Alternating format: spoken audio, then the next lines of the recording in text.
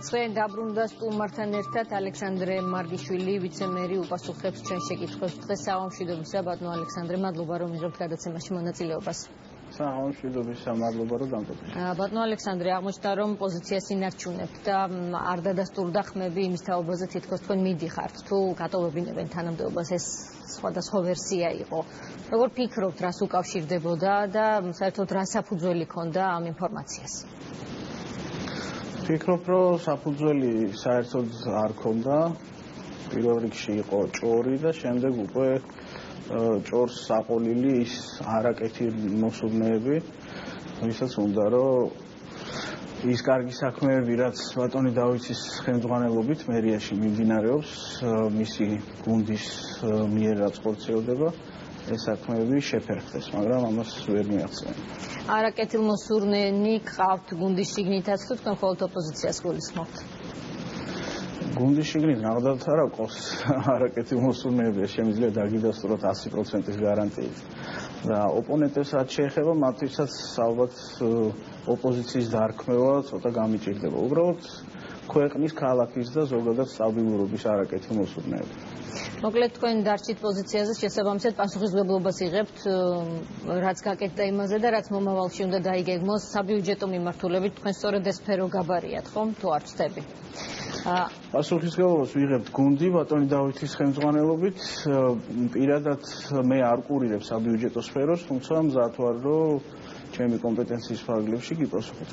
რატომ დადგა აბა დღეს საკითხი თქვენი თანამდებობიდან წასვლის თემაზე, საკითხი დასვა თქვენმა ოპონენტთა წრემ და ძირითადად ტენდერების შაშლასთან დაკავშირებით თქვენს პასუხისმგებლობას გამოკვეთენ ისინი, იმაზე რომ თქვათ დარჩენილი ასათვისებელი დარჩა თანხა 10 მილიონზე მეტი, საგზაო სამუშაოების დასაფინანსებლად 12 მილიონზე მეტი, ინფრასტრუქტურული პროექტებისთვის 2 მილიონზე მეტი, ეკონომიკის განვითარებისთვის და ასე შემდეგ და ასე შემდეგ, 6 მილიონი, 5 მილიონი და ასე შემდეგ.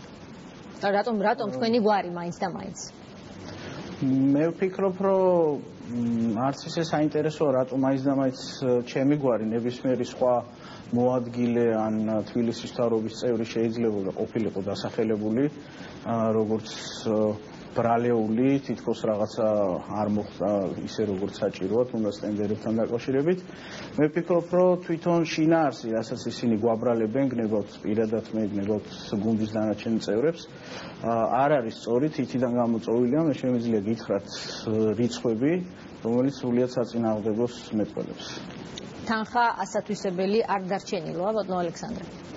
მოგახსენებთ, ჩვენი მოქმედი ბიუჯეტი გახდათ 772 მილიონი ლარი. ამ 772 მილიონი ლარის დაფინანსებისთვის თქვენ ალბათ გახსოვთ, ჩვენ ბოლოს როცა ვთხოვეთ საკრებულოს ცვლილება, 30 მილიონ ლარს გულისხმობდით, რომ შეიძლება დაგჭირებოდა სესხება. რეალურად რაც იცვლება დღევანდელი ჩვენს მიერ ინიცირებული ცვლილებით, არის ის, რომ კარგად წარმართული ტენდერების და ზოგადად კარგი მენეჯმენტის ხარჯზე აღნიშნული 772 მილიონიდან ჩვენ გამოვძევნეთ რესურსი 53 მილიონი ლარის ოდენობით. შესაბამისად 30 მილიონი ლარის სესხება თბილისის ბიუჯეტს არ დაჭირდება, ხოლო გამოთავისუფლებული დარჩენილი 23 მილიონი ლარი გადანაწილდება, როდესაც საკრებულო დაგვეთანხმება. მე შემიძლია ჩამოგითვალოთ ის საჭიროა საკითხები, რაზეც გადანაწილდება. მაგალითისთვის იცით, რომ დასუფთავების კუთხით ბევრი რამ არის გასაკეთებელი და მათ შორის 3.400.000 ლარს დავხარჯავთ ახალი ნაგვის კონტეინერებზე. ქალაქის განვითარების ხელშეწყობისთვის ვზრდით ბიუჯეტს 4.700.000 ლარით. სატრანსპორტო კომპანიისთვის, როგორც ინფრასტრუქტურული სამუშაოებისთვის, ასევე თანამშრომლების წახალისებისთვის 8.600.000 ლარს ვხარჯავთ. ასევე უნდა აღინიშნოს კომუნალური ვაუჩერი. იცით, რომ ჩვენამდე არასწორმა მიღებულმა გადაწყვეტილებებმა გამოიწვია, რომ დასუფთავების გადასახადი უსამართლოდ დააკისრეს თბილისელებს და ჩვენ ვიღებთ ჩვენ თავზე მილიონი ლარით ამ დავალიანების გასუმრებას და შესაბამისად ჩვენი თანამოქალაქეები სოციალურად დაუცველებისთვის, ხო? თუ არ ვცდები არა მხოლოდ ყველასთვის ყველა ოჯახისთვის ვისაც ჰქონდა დარიცხული ეს უსამართლოდ ჩვენ ვფიქრობთ რომ უსამართლოდ რას ნიშნავს რომ ვისაც ჰქონდა და არ გადაიხადა ხო იმ კანონით რომელიც მოქმედებდა არა, საუბარი არის იმაზე, რომ როდესაც ეგრეთ წოდებული მიბმა მოხდა დენზე, ჩვენ არც მაშინ მიგვაჩნდა, რომ ეს სწორი იყო, მაგრამ მოგეხსენებათ, რომ არ ჩვენ და არ ზოგადად საზოგადოებას კაცშვილი არ უსმენდა მაშინ. მოხდა ესე მიბმა.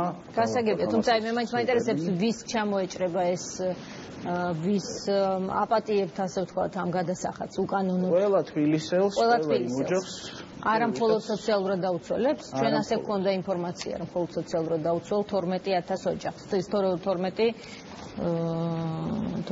ოჯახს. არა, ეხლა რაც მოხდება დეკემბერში წლის ბოლომდე, ეს არის მილიონი ლარით დაფინანსება ამ დავალიანების, ისე რომ მოეხსნა თბილისელებს და სხვა სოციალური პროექტები, რომლებიც მსგავს სფეროებში იქნება, ამოქმედება უკვე იანვარში. გასაგებია. აი თქვენ ბრძანეთ, რომ 30 მილიონი ჯერ დაგჭირდათ, უნდა გესესხათ, თხოვეთ საკრებულოს ეს ცვლილება, შემდეგ აღარ დაგჭირდათ. აი რა ვერ დათვალეთ, ვინ ვერ ითვლის მერიაში 30 მილიონს აქეთ და იქით გეგონათ რომ გჭირდებოდათ, ახლა აღმოჩნდა რომ აღარ გჭირდებათ. იცით რა შეა საქმე აქ დაუთვლელობის პრობლემა ნამდვილად არ არის. უბრალოდ უნდა გავითვალისწინოთ რა ხდებოდა იმ მომენტამდე სანამ ბატონ დავით თბილისელები აირჩევდნენ მერად. კერძოდ ყოფილი ხელმძღვანელობა არასწორად და არამიზნობრივად ასე ვიტყოდი ხარჯავდა და ბიუჯეტს. კერძოდ გათვლა იყო ხმების მოგროვებაზე არჩევნებისთვის და არასწორად გახარჯული ბიუჯეტი დახვდა. შესაბამისად აგვისტოშივე ჩვენ დაგვჭირდა გადაჯგუფება ამ ბიუჯეტის, ანუ ნაწილი სოციალური ნაწილი მაგალითად იყო ათვისებული გაცილებით უფრო მეტი ვიდრე ეს დაიშვება ნებისმიერი ნორმატივი და მოგეხსენებათ რომ ეს გათვლა იყო სწორედ მათი ჭკუით ხმების მოგროვებაზე, ხოლო ინფრასტრუქტურული სამუშაოები, იგივე გზების შეკეთება პირიქით არ იყო დახარჯული ნორმალურად. შესაბამისად ჩვენ ბატონი დავითის საარჩევნო პროგრამიდან გამომდინარე გადავაჯგუფეთ, წინასწარ ძნელი არის იმის განსაზღვრა ტენდერებზე რამდენი იქნება ეკონომია. შესაბამისად ჩვენ ეს ეკონომია არ გავითვალისწინეთ და დავაფიქსირეთ დასაბალანსებლად 30 მილიონი ლარი ბიუჯეტში. თუმცა თქვენ იმდროინდელ გამოსვლებს თუ ნახავთ პირველ რიგში ბატონი მერის, ის მაშინაც აცხადებდა, რომ ეს ჩვენ საბიუჯეტო დისციპლინიდან გამომდინარე გჭირდება რომ დავაფიქსიროთ, თუმცა ძალიან მაღალი ალბათობით ფულის ესხება არ დაგჭირდება და ასეც მოხდა. მოკლედ თადარიგი დაგჭირდეთ, დაიჭირეთ, მაგრამ არ დაგჭირდათ, ხომ? თუმცა მაინც მადამ შეშეკითხა, ტენდერები ჩაიშალა თუ არა? არა, პირიქით. გააჭიანურდა თუ არა? რას ნიშნავს ტენდერებზე დაზოგილი თანხა? რაღაც იყო საჭირო ქალაქისთვის და იმის გამო რომ ტენდერი ვერ ჩატარდა, დაიზოგა ეს თანხა. ანუ რაღაც ვერ შესრულდა. ამაზეა საუბარი. პირიქით, ნახეთ, ტენდერები პირიქით იმაზე მეტი ჩატარდა, ვიდრე ჩვენ დავგვხდა აქ გათვლილი, უბრალოდ პროცედურა ასეთია, რომ როდესაც ცხადდება ტენდერი ამა თუ იმ სამუშაოს შესრულებაზე, სხვადასხვა პოტენციური შემსრულებელი შედის კონკურენციაში და ისინი წარმოადგენენ ფასს. ბუნებრივია, რომ რაც უფრო დაბალ ფასს წარმოადგენენ, ვით უფრო მეტი ალბათობა აქვს გამარჯვების და აი ამ კონკურენციის პირობებში თანხა იკლებს. შესაბამისად, აი ეს დაკლებული თანხა არის სწორედ ის რესურსი, ის ეკონომია, რომელიც საშუალებას გვაძლევს 30 მილიონი არ ვისესხოთ და პირიქით 23 მილიონით რეალურად გავზარდოთ ჩვენი პროგრამები. არც ერთი სამუშაო არ გადავდეთ, ასე ვთქვათ, არც ერთი სამუშაო არ ჩავშალეთ, მხოლოდ აი ამ ტენდერებზე თანხის შემცირებამ მოგვანიჭა. ეს ხომ არ შეამცირებს ხარისხს? არა. იცი აქ მომსახურებას გთავაზობთ ტენდერებში, ის ხო არ ნიშნავს, რომ შედარებით ნაკლებ ხარისხს თავაზობთ კონკრეტულ საქმიანობაში, გზების სამუშაოებში, ინფრასტრუქტურულ პროექტებში და ასე შემდეგ. იცით ეს ორ კომპონენტზე არის დამოკიდებული.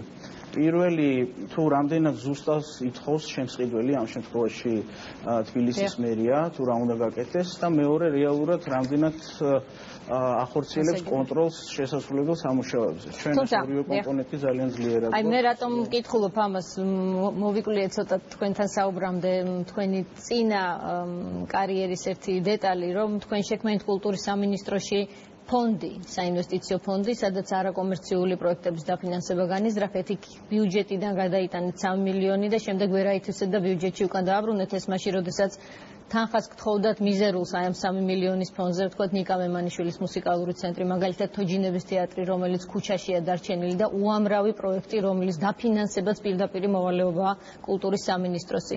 მაინტერესებდა ეს იყო თუ არა თქვენი ხელწერა, თანხის დაზოგვა, ისე რომ დაზარალდეს სფერო, რომლის პასუხისმგებლობაც თქვენს გაქვთ აღებული.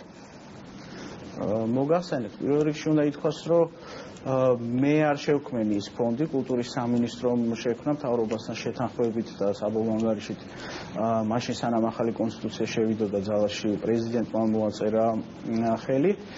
გეთანხმებით, რომ ის ფონდი შეიქმნა წლის ბოლოს და იქ აუთვისებლობა ნამდვილად იყო კულტურის სამინისტროს ამ ახალ საჯარო სამართლის იურიდიულ პირში.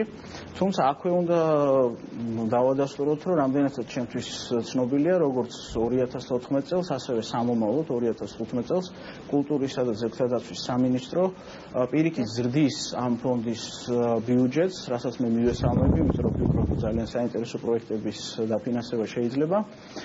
თუ ჩემს ხელწერას კითხულობთ, მე ვიტყოდი, რომ გასულ პერიოდში დავარქვათ ის ავადსახსენებელი 9 წელი, როგორც იხარჯებოდა იმასთან შედარებით, მე ნამდვილად მირჩევნია, რომ ფული დაიზოგოს. თუმცა დღეს ამ საშიშროების წინაშე ავდგავთ. დიდი მადლობა. ვიცე-მერი პასუხობდა ჩვენ შეკითხვებს. მადლობა.